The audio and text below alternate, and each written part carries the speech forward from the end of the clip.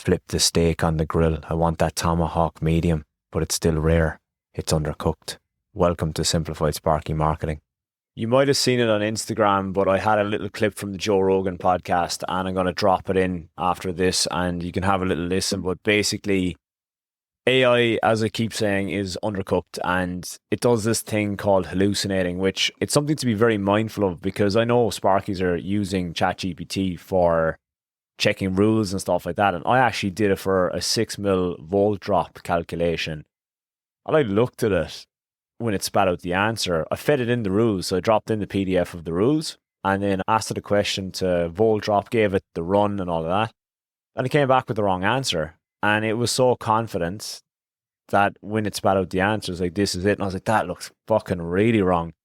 And then I was like, I literally asked it, it goes, that seems wrong. Are you sure? And it came back then. It was like, oh yeah, no, that wasn't the right answer. This is actually the right answer. And I'm like, holy fuck. It's like, how many people are actually fact checking stuff? And then it's like they're taking ChatGPT's word for it. It does this thing called hallucinating, but I'm going to drop the clip in here now. AI hallucination. So they cannot be wrong. They have to be able to answer things. We're actually working on being able to tell if it doesn't know something. So if you ask it something and say, oh, I don't know that. Right now it can't do that. Oh, wow. That's interesting. So it gives you some answer. And if the answer's not there, it just like makes something up. It's the best answer, but the best answer isn't very good because it doesn't know the answer.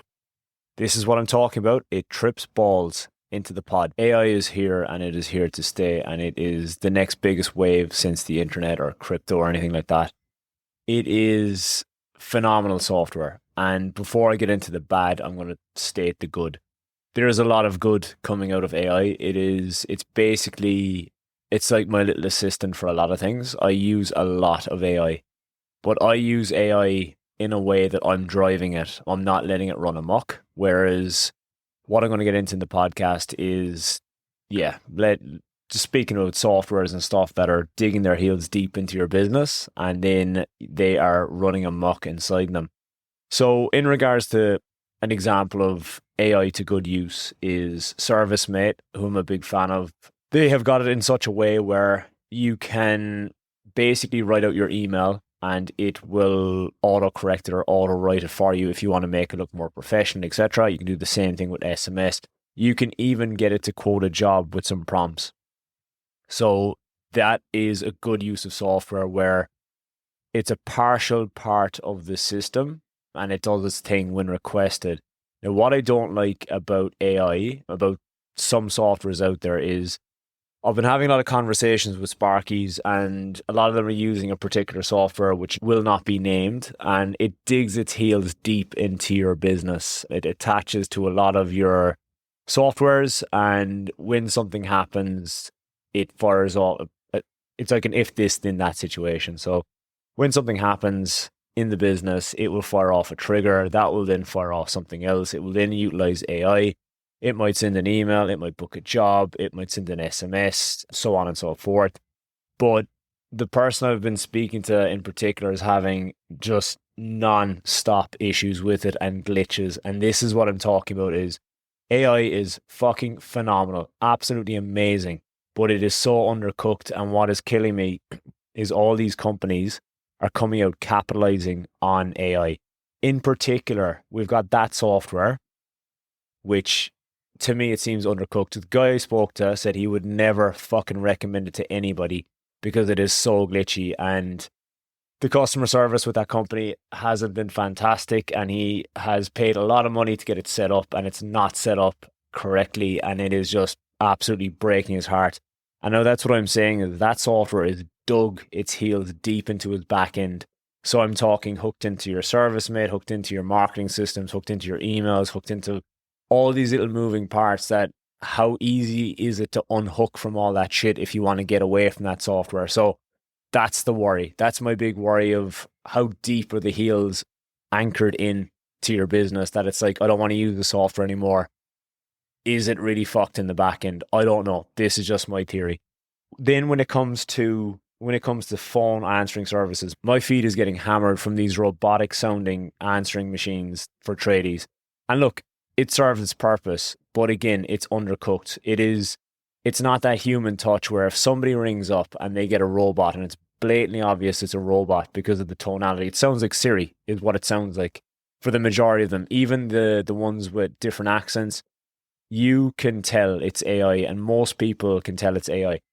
Now, what I can see and predict in the future as well with legalities is, I think if you want the human touch, this is my prediction, and you've heard it here on the 29th of May, that it will become a legality that the call has to start stating that this is an AI bot. I guarantee you that's going to come in just with legalities, because there's just too much deep fakes and stuff happening. So if that comes in, again, if you've got that software that's dug into your business, you've got rid of all your admin team because you think this is going to take over, what's going to happen is someone's going to call your business, your Sparky business, and then it will state like that this call is AI. What you're going to get is a wave of people with the shits with AI, and they're going to be like, fuck that, hang up. That is my prediction with AI. Now, I can see a purpose for this. I can see a purpose for using the robotic answering service for after hours. I think that's a great idea. If it's the middle of the night or it is an emergency, a genuine emergency, I think if it handled itself well, it's a good time to use the AI bot, but I don't think it should replace your admin team. And that is the thing, is like, I think they're selling the dream of, oh, just plug this software in, you won't need any admin, it'll handle everything.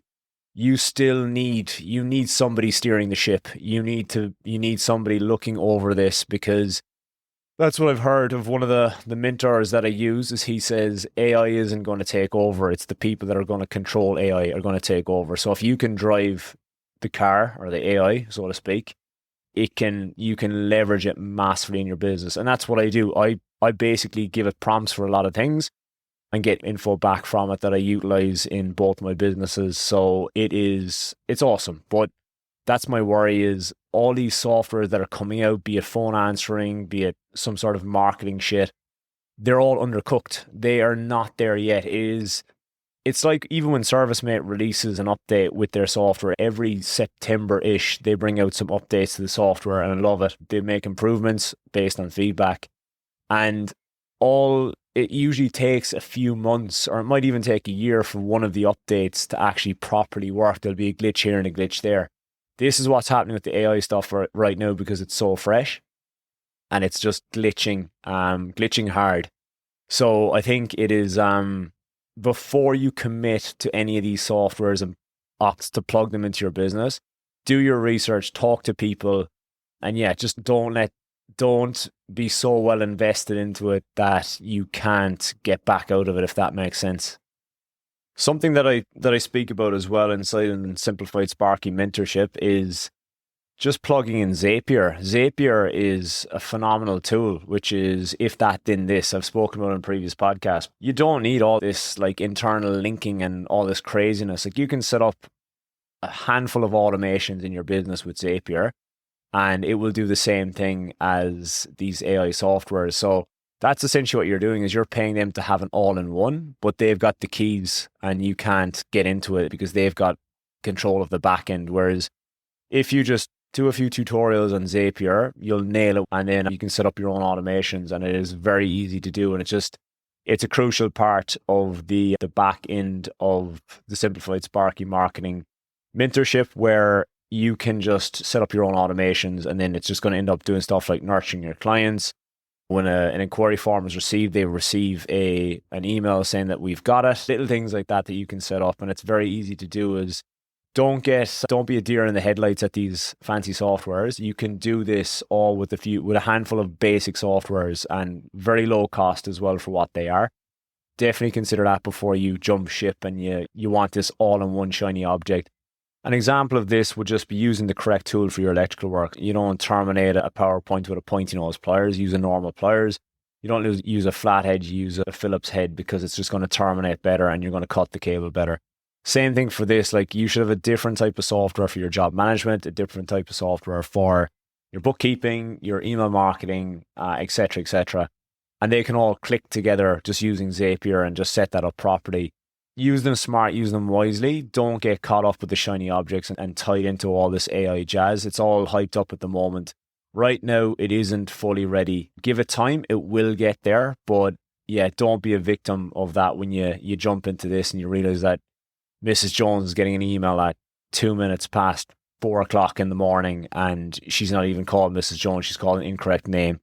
And your business looks like a mug. I've just released a YouTube video. It basically explains the whole Simplified Sparky mentorship. I'll drop the link underneath in the show notes. So check it out, see what you think. If it's for you, let me know. And I will catch you next week.